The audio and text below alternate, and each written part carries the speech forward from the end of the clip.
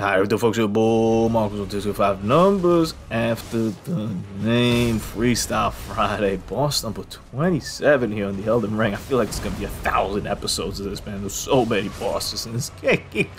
I struggle sometimes. I like watching it, like, who's this guy again? I was like, oh, alright, this is just like the 1,000 like Erdtree kind of fell over here that you gotta pop.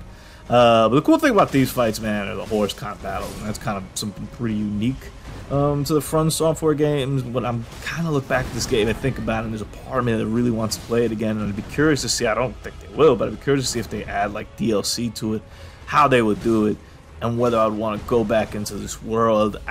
There's so many positives about this game.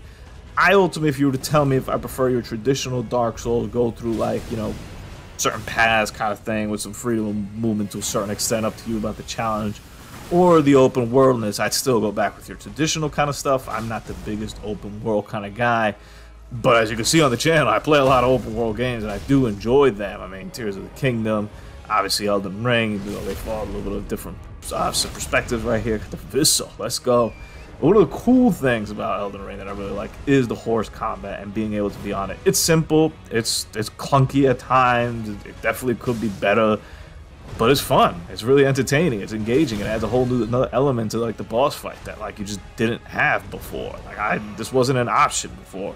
You would just kind of be twirling around this guy and trying to hit him in his rear end. That was kind of the traditional aspect to it. And guess what? You're still kind of doing that, except I'm doing it on a horse, and I could kind of move in and out and help me out and dodge, like for example all this a little bit quicker because I'm just going fast on the horse rather than trying to like should have rolled through.